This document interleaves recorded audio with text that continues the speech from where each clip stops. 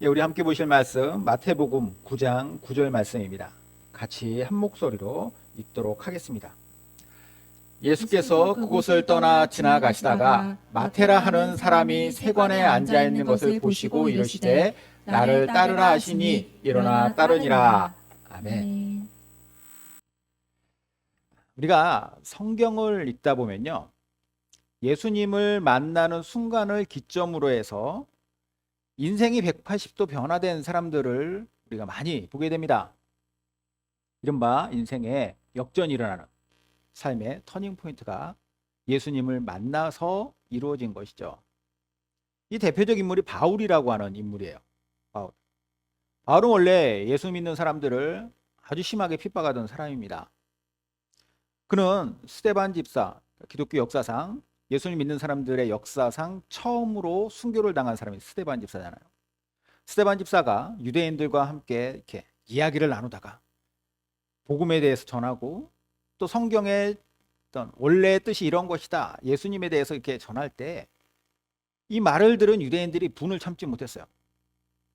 우선 논리적으로도 스데반이 하는 말이 너무 맞았고, 그리고 무엇보다도 예수님이 그 모든 것의 주인공이다라고 하는 말을 그들이 받아들일 수 없었죠. 그래서 스데반 집사를 돌로 쳐서 죽이게 되는데, 이곳의 가장 앞에서 이것을 진두지휘하다시피 한 사람이 바울입니다. 뿐만 아니라 바울은 예수 믿는 사람들을 핍박하기 위하여서 예수 믿는 사람들의 핍박을 피해서 도망가 있다라고 하는 시리아의 다마스커스죠. 이 다메섹까지 가서 그들을 송환해 오기 위한 체포조의 어떤 리더로서 그곳까지 가는 열심과 열정을 보이기도 하죠. 스스로 자원해서 내가 그 일을 하겠습니다, 저것들 내가 가만두지 않겠습니다 라고 하던 그런 사람이죠. 하지만 그가 다메섹으로 가던 길에 예수님이 그를 찾아오셨고, 그 만남을 통하여서 바울의 인생은 완전히 달라지게 됩니다. 완전히 다른 사람이 됐어요. 철저한 율법주의 유대인으로서 예수 믿는 사람을 핍박하던 바울은 철저한 복음주의자가 되어서 비유대인인 이방인들에게 그리스도를 전하는 이방인의 사도가 됩니다. 완전히 변화된 인생이죠. 그는 수많은 이방인들에게 복음을 전했어요. 많은 이방인의 교회를 세웠고, 뿐만 아니라 27권으로 구성된 신약성경, 그 신약성경 27권 중에 13권을 바울이 기록을 합니다. 기독교 역사상 가장 위대한 인물이 되죠. 어디에서 시작되느냐? 예수님 만남에서 시작이 됐어요.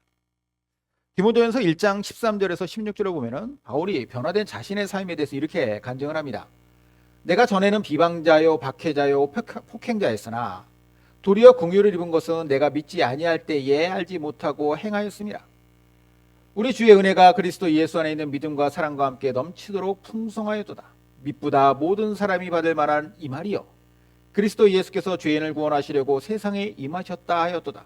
죄인 중에 내가 겠으니라. 그러나 내가 긍휼을 입은 까닭은 예수 그리스도께서 내게 먼저 일체 오래 참으심을 보이사 후에 주를 믿어 영생 얻는 자들에게 본이 되게 하심이라. 자, 바울이 자기의 인생을 뭐라고 간증하느냐? 이 세상에 죄인을 구원하시기 위해서 오셨던 구주 예수 그리스도께서 자기처럼 악하고 나쁜 일만 일삼던 죄인 중에 괴수 같은 자에게도 찾아오셔서 긍휼의 은혜를 베푸셨습니다. 그래서 제가 이렇게 변화되지 않았습니까? 이 변화된 제가 바로 예수 그리스도의 살아계심을, 살아 역사하심을 증거하는 생생한 증거입니다. 이렇게 얘기하는 거예요.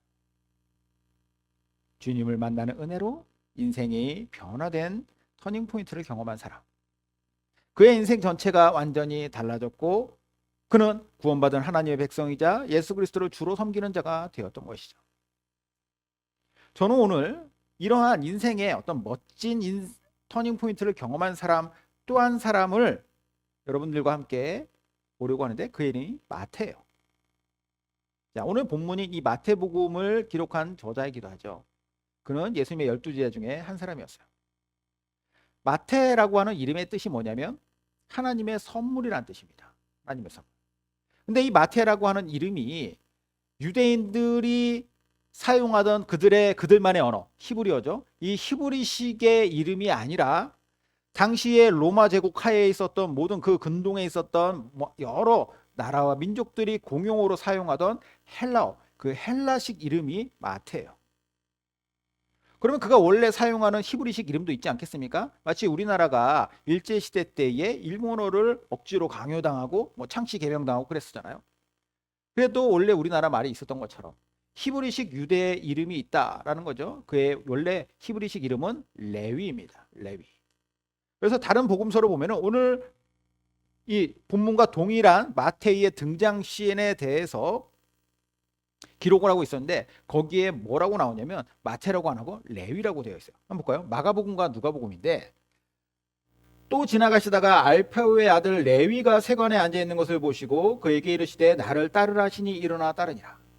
자, 누가복음 그 후에 예수께서 나가사 레위라 하는 세리가 세관에 앉아 있는 것을 보시고 나를 따르라 하시니 이렇게 되어 있어요.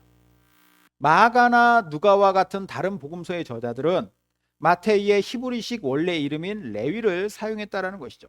뿐만 아니라 예수님을 만나던 그 당시의 상황과 이런 부분들에 대해서도 마태복음에서 기록한 것보다 조금 더 길게 좀 더 자세하게 기록을 해놨습니다.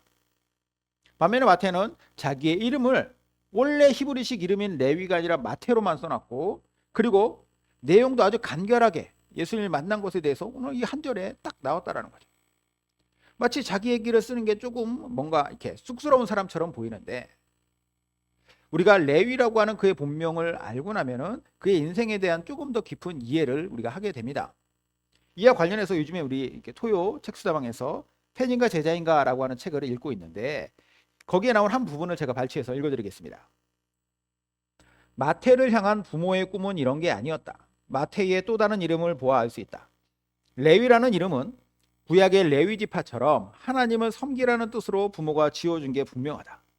태어날 때부터 마태는 이스라엘의 영적 지도자감으로 구별되었을 것이다. 아마도 마태의 아버지와 할아버지와 증조 할아버지는 다 하나님을 섬기는 제사장이지 않으셨을까?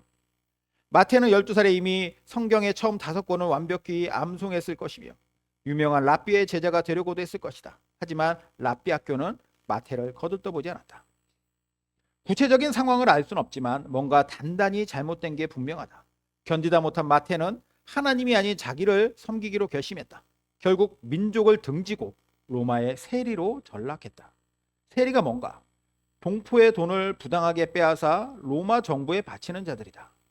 혹여 세금을 정당하게 걷는다고 해도 매국노라는 사실에는 변함이 없었다. 하지만 당시에 정직한 세리 같은 건 없었다.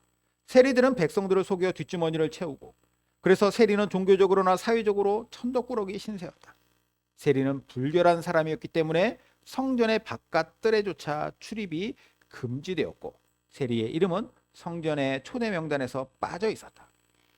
마태는 날마다 붐비는 거리의 세관에 앉아 있었다. 어릴 적에는 커서 이렇게 될 줄을 꿈에도 몰랐다. 가끔 한밤중에 깨어 회한에 가득한 눈으로 천장을 응시하곤 했다. 처음부터 다시 시작할 수만 있다면 얼마나 좋을까. 하지만 이제는 다 끝났다. 예수님을 만나기 전에 마태의 상황에 대해서 상상해서 쓴 글이지만 마태라고 하는 인물에 대해서 우리가 아주 중요한 인사이트를 얻을 수 있는 글이었습니다. 유대인들은 종종 자기의 자식이 지파의 이름을 따라서 그 지파의 정체성에 맞게 사는 삶을 바랬습니다. 그래서 자식의 이름을 그렇게 지파의 이름으로. 레위 지파의 특성이 무엇입니까? 레위 지파는 제사장 지파예요. 그러니까 레위라고 하는 이름을 받았다라고 하는 것은 이름을 지어줬다는 것은 이 아들이 앞으로 레위 지파의 사람으로서 제사장 지파의 사람으로서 하나님을 섬기는 인생 그런 인생을 살라라고 하는 의미로 그 이름을 지어줬겠죠. 그래서 어려서부터 구약 성경 교육도 열심히 받았을 겁니다. 사실 마태에게 이런 배경이 있었기 때문에 이 마태복음을 쓸 때 복음서가 이제 4가지가 있잖아요. 이 4복음서마다 특징들이 있습니다. 특별히 마태복음서의 특징은 무엇이냐면 유대인들을 향해서 쓴 복음서예요.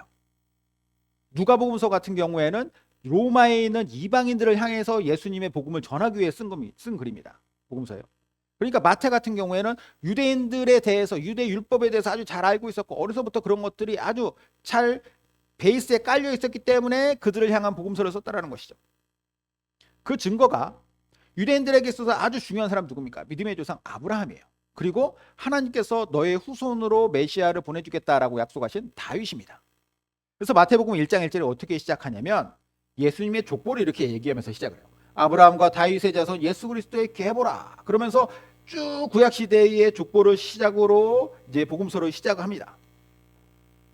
이 모든 것의 중심에 누가 있다라고 얘기하냐면 예수 그리스도가 계시다라는 것을 이야기하고 있는 것이죠. 그래서 이 모든 것들이 아주 오묘하게도 정교하게 딱딱 들어맞을 수 있도록 주님께서는 가장 적격인 사람을 그 복음서를 쓰게 하셨는데, 그가 어떤 사람이냐? 지금 그의 형편을 보면은 그는 가문의 기대주 레위였으나 가문의 수치가 되어버린 마태로 전락하는 사람이라는 것이죠. 그러면 세리 마태는 어떻게 해서 예수님을 만났고 그의 인생의 터닝 포인트를 경험할 수 있었을까? 자, 오늘 본문의 전문맥이라고 할 수 있는 마태복음 9장 1절을 보겠습니다. 거기에 이렇게 기록되어 있어요. 예수께서 배에 오르사 건너가 본 동네에 이르시니, 어딘가에서 배를 타신 거예요. 그리고 본 동네라고 하는 동네로 오신 겁니다. 이 직전에 가다라라고 하는 이방인들이 사는 지역에 갈릴리, 원래는 호수인데 갈릴리 바다라고 불렀죠. 그 동편으로 건너가면 이방인들이 사는 동네가 나옵니다. 그 이방인들이 사는 동네에 예수님이 가셨다가 거기서 군대 귀신 들린 한 사람을 보고 그 남자의 몸에서 귀신들을 다 쫓아냈어요. 돼지떼에 들어가라. 그리고 돼지떼가 물에 빠져가 다 죽죠. 자, 그런 일이 있었고, 그리고 나서 예수님이 다시 배를 타고 반대쪽으로 갈릴리 호수를 가로질러서 반대편 마을로 오십니다. 거기가 가버나움이라고 하는 동네예요. 이 가버나움은 예수님이 처음 사역을 시작하신, 본격적으로 사역을 시작하신 곳입니다. 제자들을 거기서 불러요. 베드로나 야고보나 요한이나 안드레, 이런 사람들이 다 그 동네 출신입니다. 그러니까 본동네라고 부르죠. 이 본동네에 오셔서 예수님이 중풍병에 걸려 걷지도 못하던 사람을 일어나 걷게 만드십니다. 자, 9장 8절에 예수님이 전혀 걷지도, 거동조차가 불가능했었던 그 사람을 일으키셔가지고 그가 걸어다니는 걸 보니까 사람들이 어떻게 반응했느냐? 무리가 보고 두려워하며 이런 권능을 사람에게 주신 하나님께 영광을 돌리니라. 자, 사람들의 반응이에요. 너무나도 놀라운 이적이 발생했습니다. 사람들이 얼마나 놀랐고 또 이 소문이 삽시간에 그 동네에 퍼졌겠습니까? 얼마나 많은 사람들이 예수님을 보려고 몰려왔을까라는 생각을 해볼 수가 있어요. 그런데 예수님이 그 사람들을 뒤로 하시고 당신의 길을 가신다라는 것이 오늘 본문의 내용이에요. 그렇게 걸어가시다가 예수님 누굴 만나시냐? 오늘의 본문 주인공 마태를 만나신다. 자, 9절의 전반부만 한번 보겠습니다. 예수께서 그곳을 떠나, 그러니까 그 중풍병자를 고치신 그 집을 떠나서 지나가시다가 마태라 하는 사람이 세관에 앉아 있는 것을 보시고, 당시에 예수님이 사람들 사이에서 얼마나 큰 센세이션을 일으키셨겠습니까? 그런데 마태는 예수님께 별 관심이 없었던 걸로 보여요. 아마도 이 세리라고 하는 직업적 특성상 사람들이 그와 뭐 상종도 안 하고 말도 섞지 않으니까 예수님에 대한 그 이야기, 이 놀라운 이야기를 그가 직접 전해 듣지 못했기 때문에 그랬을 수도 있겠죠. 그는 마을에서 지금 어떤 일이 일어나는지 잘 몰라요. 다른 일상적인 날처럼 그는 그냥 자기 일터인 세관에 앉아서 자기 일을 하고 있었습니다. 어쩌면은 그날 따라서 예수님 주변에 사람들이 너무 많고 막 시끄러우니까 오늘은 왜 이렇게 온 동네가 소란스러워라고 불만 섞인 말을 했을 수도 있죠. 그런데 그가 일하던 세관 앞을 예수님이 지나가시다가 그걸 지나치지 않고 예수님이 마태 앞에 딱 서신 거예요. 그를 바라보시죠. 그리고 그의 인생을 송두리째 바꿔놓는 만남이 여기서 성사가 됩니다. 마태의 터닝 포인트예요. 자, 예수님과 마태가 만나는 이 만남, 마치 기가 막힌 우연처럼 보이죠. 다른 길도 있는데 예수님이 하필 왜 그 길로 가 있을까? 다른 장소도 있는데 왜 하필, 여기 보면은 이 장소가 어디냐면 갈릴리 바닷가, 호숫가 근처예요. 그러니까 다른 산 쪽으로 갈 수도 있고 다른 동네로 갈 수 있는데 왜 예수님은 굳이 또 이곳으로 오셨는가? 그리고 다른 세리들도 있는데 왜 하필 마태가 예수님의 눈에 띄었는가? 인간이 보기에는 우연같이 보이죠. 아주 기가 막힌 우연. 이 사람은 정말 운 좋구나. 예수님이 하필 그때 그곳으로 가셨고 하필 예수님이 마태를 보셨구나. 이렇게 생각할 수 있는데 예수님 이미 마태를 만나기 위해서 그곳으로 가셨고 그를 제자 삼기로 마음을 먹고 그곳으로 가 있습니다. 그래서 마태라고 하는 이 한 사람의 인생을 변화시키게 되시는 거죠.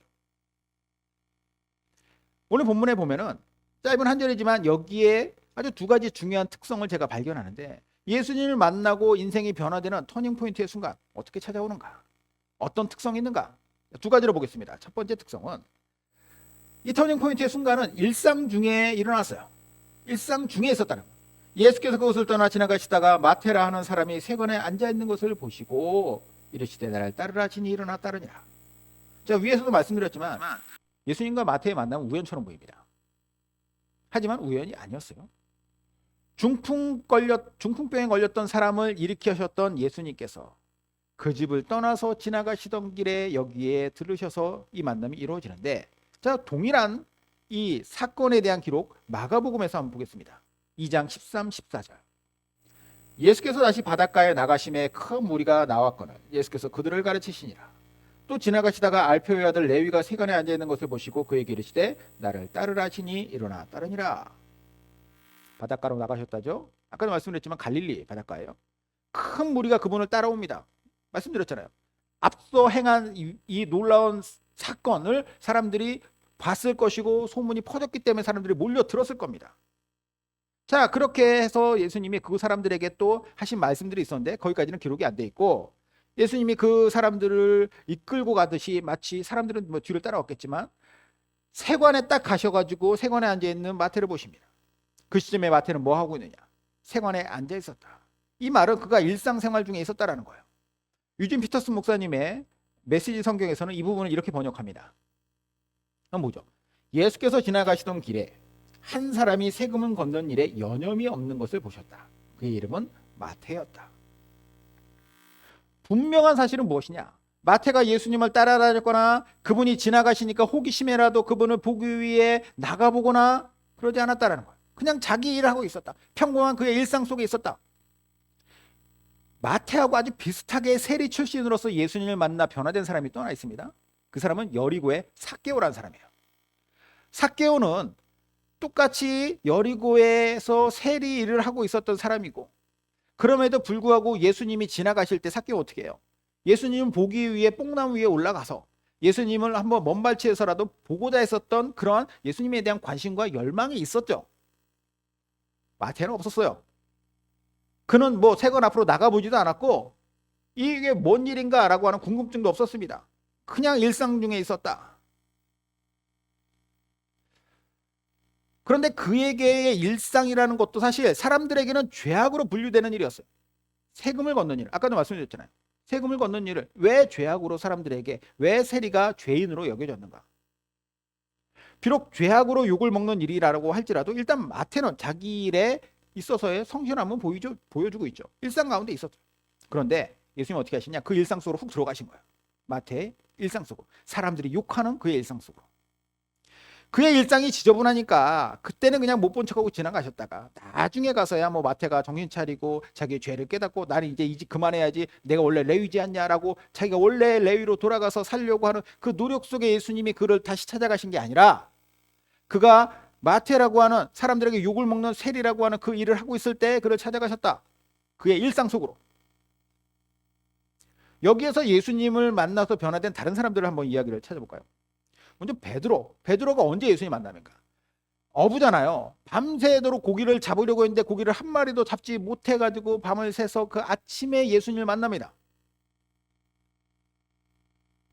베드로의 일생에 살아갈 동안에 뭐 고기를 못 잡은 날이 뭐 하루 이틀은 아니었겠지만 어쨌든 하루 벌어서 하루 먹고 사는 그런 가난한 어부가 밤새도록 아무것도 잡지 못하였다는 것은 그의 마음속에 절망과 그리고 여러 가지의 뭐 어떤 분노 뭐 이런 감정들이 뒤섞여 있는, 그리고 지치고 힘든, 많이 잡으면 똑같이 일을 해도 기분이라도 좋은데 힘이 날 텐데 아무것도 잡지 못하고 밤을 샜으니 그의 몸과 마음은 진짜로 뭐 물에 젖은 솜처럼 되어 있었겠죠. 그럴 때 예수님이 베드로를 찾아오셔서 만났어요. 바울, 아까도 말씀드렸죠. 예수 믿는 사람들 잡아서 핍박하기 위해서 다메섹으로 열심히 자기의 삶, 내가 해야 될 율법주의자로서 바리새인으로서 정말 열심히 있는 자로서 해야 될 일이라고 생각하는 그 일을 하기 위해서 가던 길에 예수님 만납니다.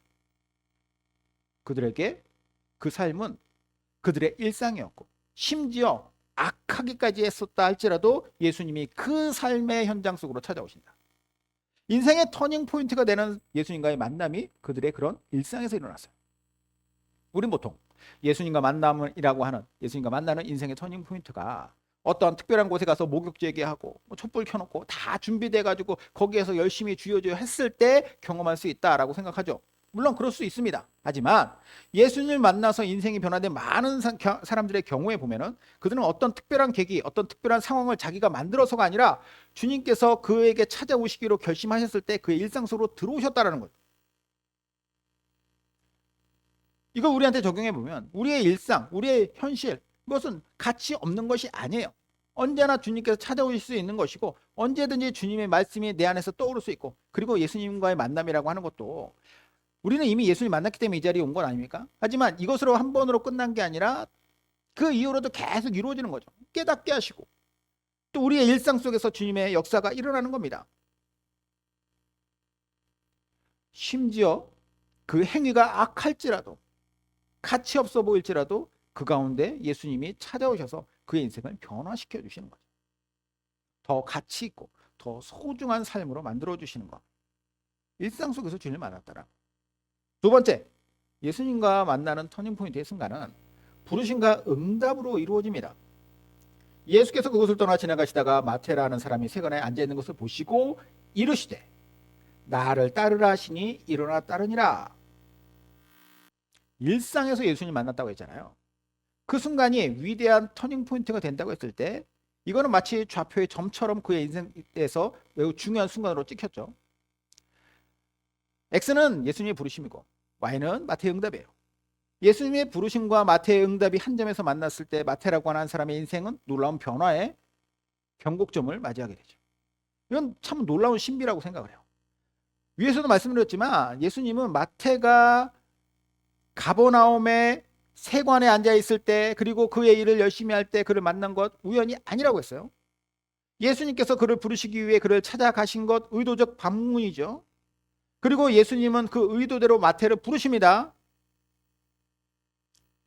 나를 따르라. 이 부르심을 받은 마태의 반응을 보세요. 그 부르심에 응답을 해요. 하던 일을 멈추고 일어나서 예수님을 따랐다. 자, 동일한 내용을 누가복음에 5장 28절 이렇게 나옵니다. 그가 모든 것을 버리고 일어나 따르니라. 세 가지가 나오죠. 모든 것을 버렸다, 일어났다, 따랐다. 그의 응답에는 어떤 조건이나 핑계도 보이지 않습니다. 예수님을 만나겠다고 마음 먹고 있었던 것도 아니고 와서 부르시기만 해봐라 내가 달려가겠다, 이거 아니잖아요.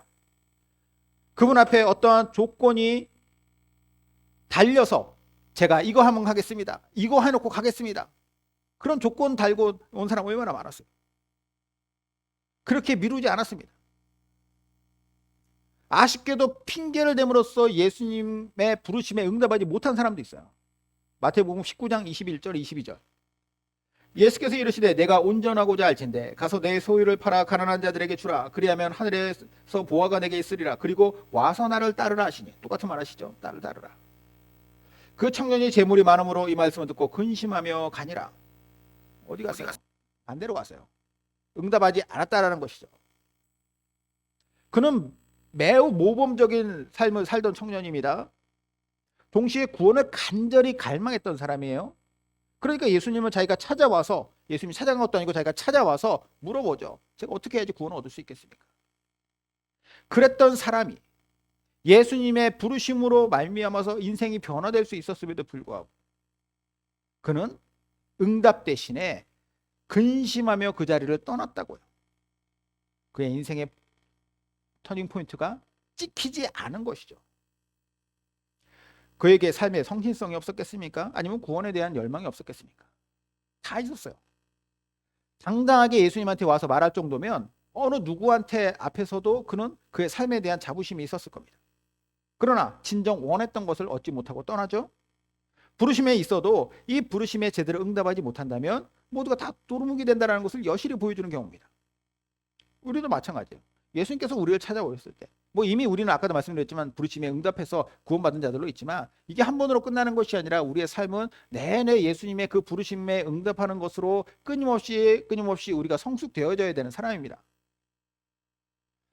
그 부르심 앞에서 우리는 어떻게 되는가? 일상 속에서 우리를 부르실 때 어떻게 되는가? 부르심에 대한 응답, 나의 반응, 주님의 그 어떤 말씀에 대한 나의 피드백은 기본값이 돼야 돼요. 물론 이해 안 되고 싫을 때도 있죠. 하지만 그 마음조차도 예수님에 대한 신뢰함으로 이것을 온전히 덮었을 때 우리는 응답하는 인생이 됩니다. 끊임없이 주님께서 말씀해 주시면 뭐합니까? 성령께서 우리 안에서 말씀하시고 그것을 깨닫게 하시기 위하여 노력하신다 할지라도 우리의 마음이 그것을 받아들이지 않으면 어떻게 하겠어요? 그래서 우리는 저를 포함해서 우리 모두가 예수님께 응답하는 인생이 돼야 돼요. 아주 작은 말씀이 우리 안에서 정말로 크게 자라나는 것은 응답할 때 그것이 양분이 되고 그것이 그 말씀의 나무로 자라게 하는 거예요.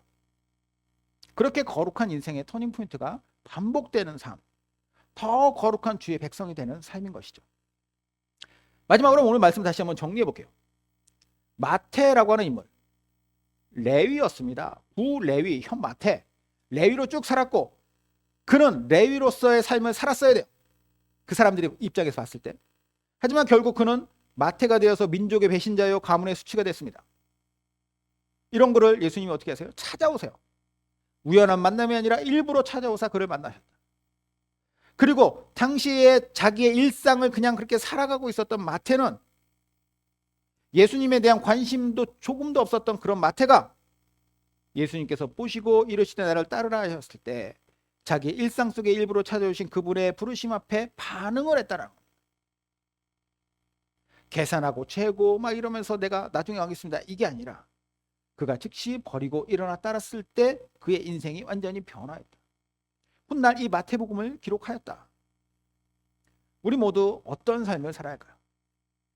일상의 삶으로 우리를 위하여 찾아오시는 주님께서 우리에게 말씀하실 때 이 말씀을 듣고서 우리의 영혼이 늘 반응해야 되지 않겠습니까? 그 반응이라는 것은 그분에 대한 순종이죠. 그렇게 순종하는 삶을 살아갈 때 우리의 인생은 그냥 한 번 변화되고 마는 것이 아니라 한 번, 두 번, 세 번 계속해서 그 변화에 조금씩 한 그 성숙의 변화가 쌓여가서 결국은 더 성숙한 그리스도인으로 살아가는 것입니다. 그게 정말로 이 땅을 살아가는 모든 그리스도인들에게 있어서의 기본적으로 갖춰야 될 덕목이에요. 그렇게 성화된 그리스도인들이 더 많이 늘어나고 교회가 그렇게 하나님 앞에 올바로 세워질 때 이 세상은 정말로 비로소 빛과 소금의 그리스도인들을 발견하게 되는 것입니다. 그런 인생 살아가는 저 여러분 되시기를 주님의 이름으로 축원드립니다. 기도하겠습니다.